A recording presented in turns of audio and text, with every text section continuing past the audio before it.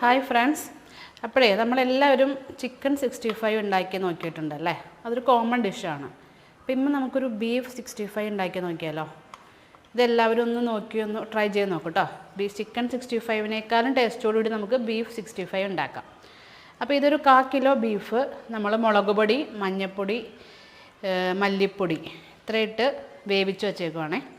നമുക്കിനി ഇതിലേക്ക് കുറച്ച് പൊടികളും കൂടി ചേർത്തിട്ട് മിക്സ് ചെയ്ത് ഫ്രൈ ചെയ്തെടുത്തിട്ടാണ് നമ്മൾ ബീഫ് 65 ഉണ്ടാക്കുന്നത്.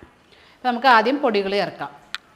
മീറ്റ് മസാല ഒരു 1/4 സ്പൂൺ ചേർത്താൽ മതി കേട്ടോ. 1/4 സ്പൂൺ മീറ്റ് മസാല ചേർത്തിട്ടുണ്ട്. ഗരം മസാല എല്ലാം ഒരു 1/4 സ്പൂൺ മതി. ഗരം മസാലയും ഒരു 1/4 സ്പൂൺ നമ്മൾ ചേർത്തു.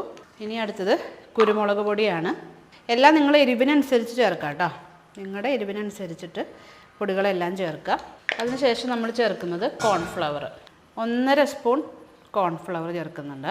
കോൺഫ്ലവറും അരിപ്പൊടിയും ചേർത്തിട്ടാണ് നമ്മളിത് ഫ്രൈ ചെയ്യുന്നത്. കോൺഫ്ലവർ 1.5 സ്പൂണും 1 സ്പൂൺ അരിപ്പൊടി. ഇനി നമുക്ക് ഇതിലേക്ക് ഒരു അരമുറി നാരങ്ങ പിഴിഞ്ഞൊഴിക്കാം. നമ്മൾ ഈ ബീഫ് ഉപ്പിട്ടിട്ടാട്ടോ വേവിച്ചേക്കണം. ഇവിടെ നമ്മളിപ്പോൾ ഉപ്പ് ചേർക്കുന്നില്ല. വേണമെന്നുണ്ടെങ്കിൽ നമുക്കിനി ഫ്രൈ ചെയ്ത് കഴിഞ്ഞിട്ട് നമ്മൾ അവസാനം ചെറിയുള്ളിയും വെളുത്തുള്ളിയൊക്കെ ഇട്ടിട്ടൊന്ന് നമ്മൾ ലാസ്റ്റ് ഒന്ന് മൂപ്പിച്ചെടുക്കുന്നുണ്ട്. അപ്പോൾ നമുക്കെടുക്കാം. ഇനി ഇതിൽ നമ്മുടെ മെയിൻ ഇൻഗ്രീഡിയൻറ്റ് ഒരു 4 വറ്റൽമുളകും ശകലം കറിവേപ്പിലയും കൂടി മിക്സിയുടെ ജാറിലിട്ട് ഒന്ന് അടിച്ചെടുത്തിട്ട് അത് നമുക്ക് ചേർത്ത് കൊടുക്കാം. ഇത് ചേർത്ത് ഫ്രൈ ചെയ്യുമ്പോൾ നല്ല ടേസ്റ്റ് ആയിരിക്കും.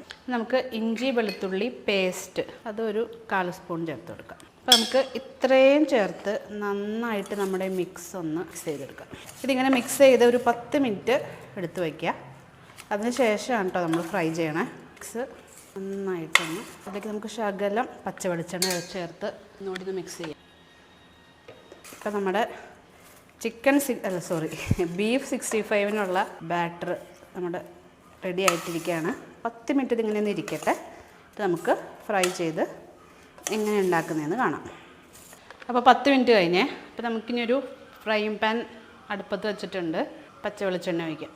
ഒരുപാട് വെളിച്ചെണ്ണയുടെ ആവശ്യമില്ല കേട്ടോ. നമുക്ക് ആദ്യം കുറച്ച് വെളിച്ചെണ്ണ ഒഴിക്കാം. ഇത് ബീഫ് ഓൾറെഡി വെന്ത ബീഫ് ആയതുകൊണ്ട് നമുക്ക് ജസ്റ്റ് ഒന്ന് ഫ്രൈ ചെയ്തെടുത്താൽ മതിയല്ലോ. അപ്പോൾ എണ്ണ ചൂടാവട്ടെ. നമ്മളിപ്പോൾ എണ്ണ ചൂടായി ബീഫെല്ലാം നമ്മളൊന്ന് പൊരിച്ചെടുത്തതിന് ശേഷം ഇത് കണ്ടോ, ഒരു വലിയ പച്ചമുളക് 5-8 അല്ലി ചെറിയുള്ളി, 5 അല്ലി വെളുത്തുള്ളി അത്ര നമ്മളിവിടെ അരിഞ്ഞ് വെച്ചിട്ടുണ്ട്. നമ്മളതും കൂടി ചേർത്തിട്ടാണ് നമ്മുടെ 65 ഉണ്ടാക്കുന്നത്. എണ്ണ ചൂടായി വന്നു. നമുക്കിതിലേക്ക് ബീഫ് ചേർക്കാം.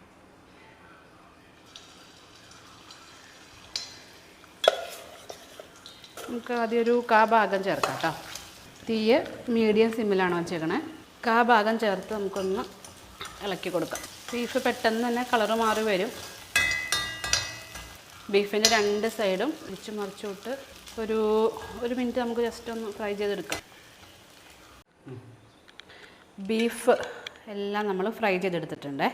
നമ്മൾ ആ സെയിം പാനിൽ തന്നെ കുറച്ച് പച്ച വെളിച്ചെണ്ണ ഒഴിച്ച് ചൂടായി കഴിയുമ്പോൾ ഒരു വലിയ പച്ചമുളക് ഇട്ട് കൊടുക്കാം. ഒന്ന് ഇളക്കാം.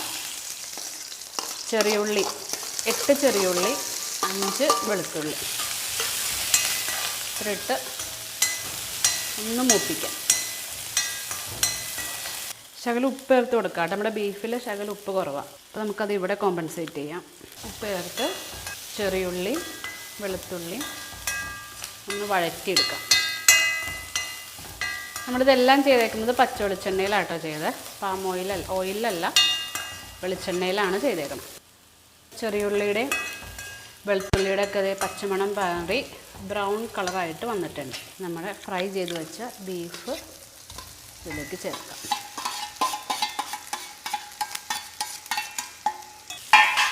എല്ലാം കൂടി നന്നായിട്ട് ഇളക്കി കൊടുക്കാം.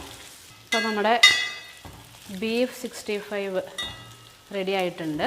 ഇതിന് ഏറ്റവും ബെസ്റ്റ് കോമ്പിനേഷൻ ചപ്പാത്തിയാണ്. ചപ്പാത്തിക്കൊപ്പമാണ് ഏറ്റവും നന്നായിട്ടുള്ളത്. ചപ്പാത്തിക്കും ചോറിനും ഉപയോഗിക്കാം. പൊറോട്ടയ്ക്കെന്ന് വെച്ചാൽ ഇതിന് ഗ്രേവി ഇല്ലാത്തതുകൊണ്ട് ചപ്പാത്തിക്കായിരിക്കും കുറച്ചുകൂടി ഇത് ചേരുക. അപ്പോൾ ട്രൈ ചെയ്ത് നോക്കാത്തവർ എന്തായാലും ട്രൈ ചെയ്ത് നോക്കുക. എല്ലാവർക്കും ഇഷ്ടപ്പെടും. അപ്പോൾ നമുക്ക് അടുത്തൊരു വീഡിയോ ആയിട്ട് കാണാം. Bye bye.